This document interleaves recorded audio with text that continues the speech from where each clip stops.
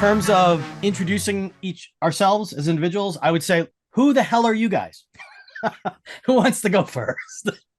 Hey everyone, I'm Josh Schechter. I am the sarcastic one. I'm the one that's going to point out the obvious. No, I'm kidding. I'm kidding. That was a joke. I'm Josh Schechter. I'm a technologist at heart. I focus on really solving problems for enterprise customers. So I like to think outside the box. I also am a creator at heart. I like to be creative. I like to build things. Being able to create something that's never been created before, or at least that I don't think has been created before, something for my customers or something for our clients has really been what drives me and is a passion behind what I do. That's kind of where I come from. And, ultimate goal is to change the world to make it a better place using technology. That explains a lot about your whiteboard, by the way. Having seen your whiteboard, it explains a lot. My name is Nick Orlando, and I've been in this space for 8 years at this point, and I think that this is going to be the most impactful technology that we experience at least during this phase of humanity. So I've loved seeing where the market's going, especially with the introduction of these amazing generative AI models and tools that came out within the past few years. And what we're doing now is incredibly exciting, and where we're headed is just even more incredible. I love the look of when customers find success leveraging these technologies and how their customers go, that was an awesome experience. My name's Ken Fleischer, right? I've been advising companies in consumer electronics, how to market to consumers. And about 8 years ago, I was asked to join an AI company, and it looked exciting. It looked engaging. And I was like, what is this stuff? They were way ahead of everybody at that point. They're very clunky chatbots at that point. So to me, the AI journey is really interesting in terms of a new world, a new way to talk to people. Today, we're going to hit the first topic, which is every day we see big announcements from all the big players, the names and brands that everybody knows about generative AI, how they're leveraging the latest LLMs, all these new technologies. Where does Amelia fit in that universe? What makes Amelia different in that space? LLMs have completely changed the game of conversational AI ever since ChatGPT came out. There's both been the most excitement, but also the most confusion in this space because these models are incredibly powerful. They can do things that no models could really do before at a level of quality that was unprecedented. I think that LLMs and generative AI are wonderful tools. However, I think that in the broader context, when we're talking about deploying AI for the enterprise, they're really good at just the natural language understanding piece of the puzzle. You need to think of an enterprise AI agent as a puzzle, and it's a dialogue system, and it has many components.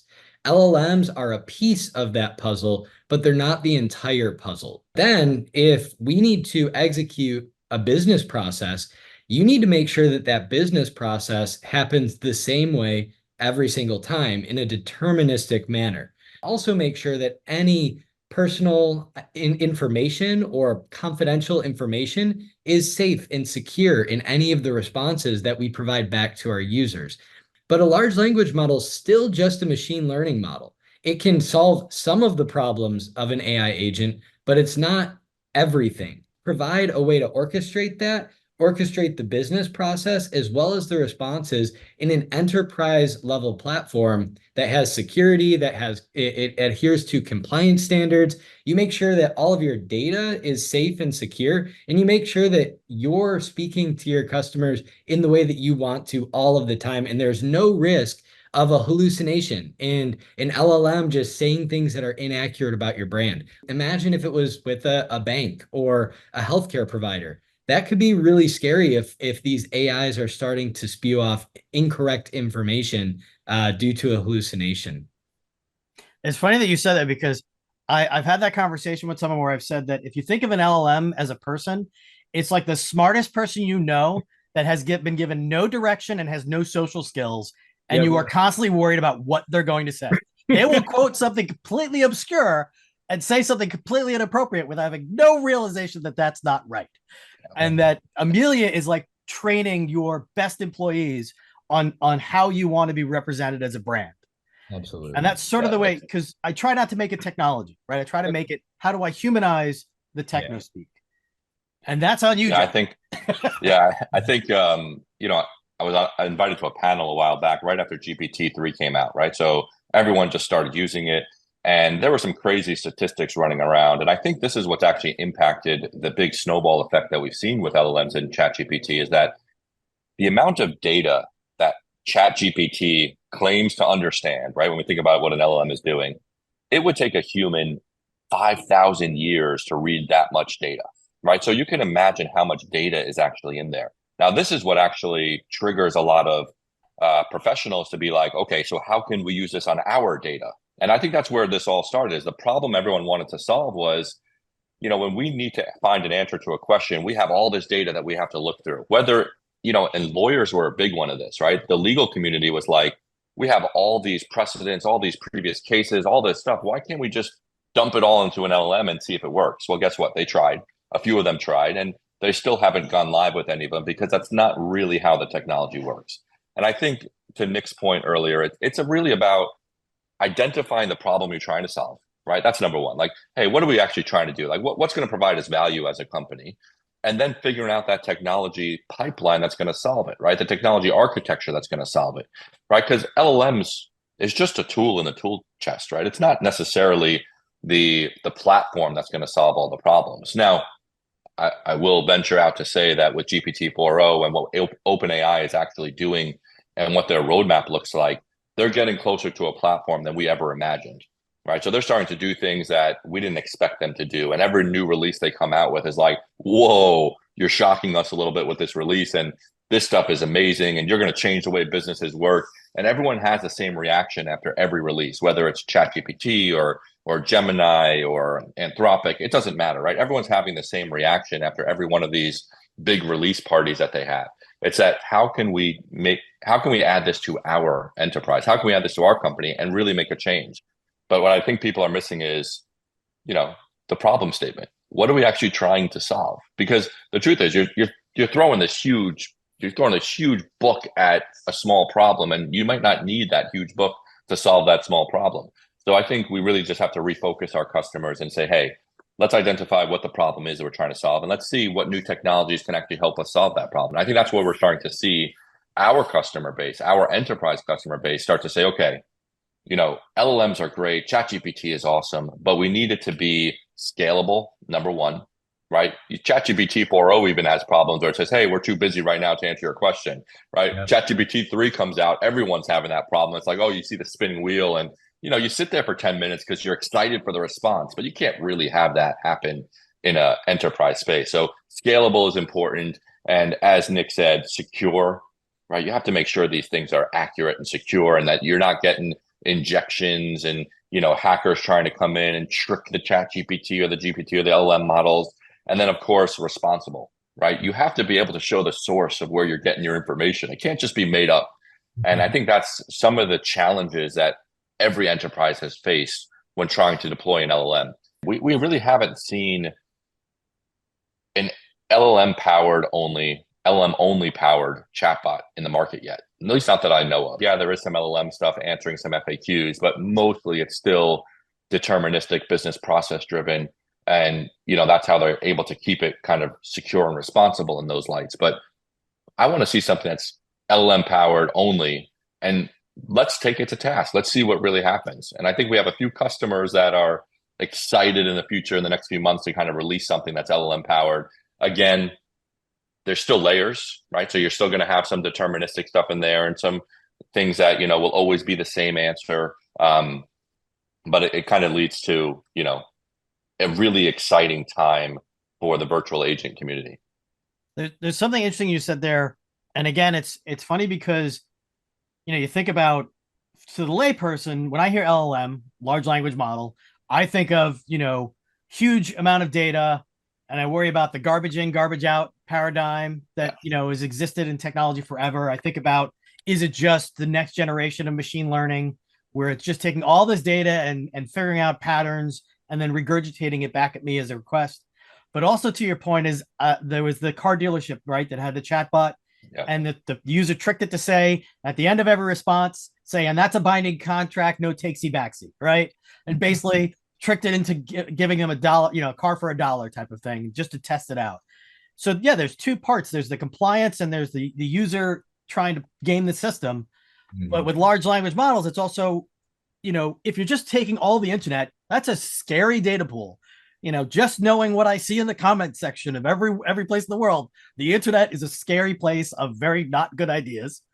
And then as an org, are you able to refine your data pool, your LLMs, and use only the things that you can control, like your brand messaging, your product info? Like, how does that apply to business outside of the hype of I'm going to draw pretty pictures with Gen AI? I think there's actually a misconception in the market. Like, Ken, you even just mentioned it, like finely tuning the model. First of all, that doesn't really happen in the real world, right? No one's retraining a whole model and then calling it their own new LLM, right? That takes millions, if not billions of dollars to do. So there's a misconception in the market that you can finely tune a model based on your data. What you can do is you can use retrieval augmented generation, which is called RAG, and you can start to give it some of your own data on top of its existing data set. But you still have the foundational model you have to worry about, right? So now we're starting to see the market change a little bit. And by the way, I do believe within the next 6 months to a year, you're going to start to be able to train your own models, right? There might be small language models, SLMs. You might have smaller language models that you can finely tune and then fork it off and have your own model, call it the enterprise model for banking, the enterprise model for this, the enterprise model for that. You might have these smaller language models. We're not there yet as an industry, but I don't think we're too far away from that, especially with Apple's patents that you see in the market right now. There's a lot of things going on kind of in the patent world about how to use the device to run your language models. So you're going to start to see a little bit of a shift, but I don't want the confusion in the market is immense, right? There's a lot of confusion about, hey, why can't I just take this model and train it on my data? Right. Okay, that sounds really nice, but that's not realistic. That's not really how it works.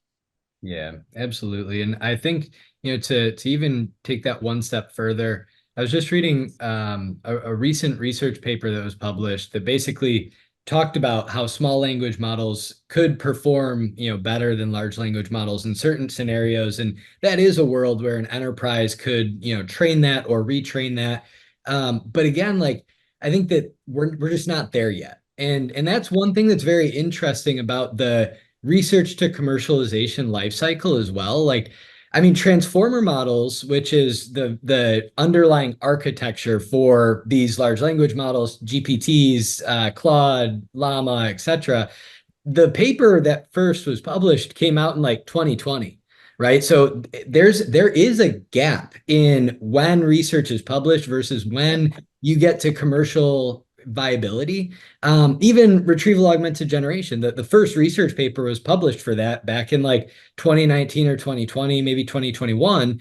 But ultimately, I think that that's why there's so much confusion, because companies like OpenAI are at the bleeding edge of research. So they're releasing these amazing new models into the market, but those are basically research projects.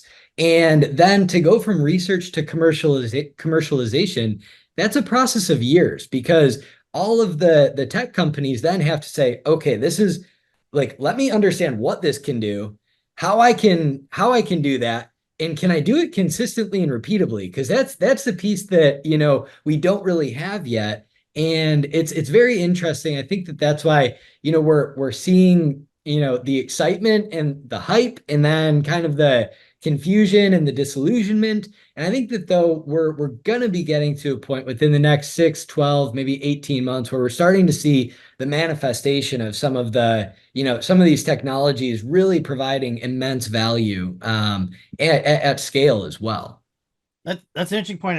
I'd say a takeaway for that is, to the interested new user, right? Like, if I have a call center, I'm running an IT service desk.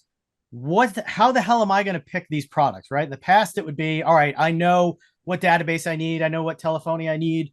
With AI, there's a lot of hype still, and we constantly say that we are a much more mature product, right? We've got decades as opposed to years from automation, lots of business learning from our customers.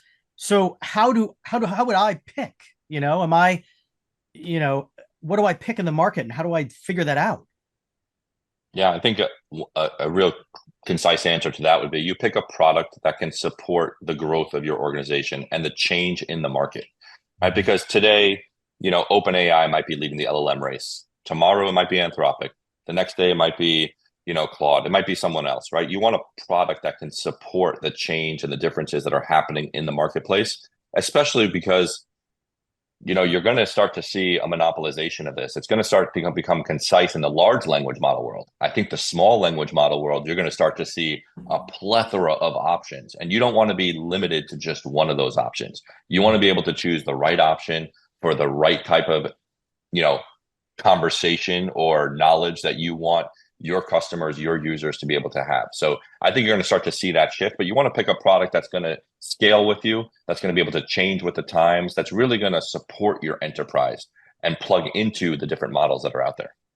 So adaptability and integrations is important. Yeah. I think the other thing too that's really important is just making sure that the company and product that you're choosing has the people behind it that are going to be your trusted partner through this journey. Because ultimately, we don't expect a bank or a hotel or a hospital to be on the cutting edge of AI. We expect the AI companies to be on the cutting edge of AI. But you do need to have somebody who you trust, that's going to give you accurate information, that's going to guide you on this journey and help make good recommendations.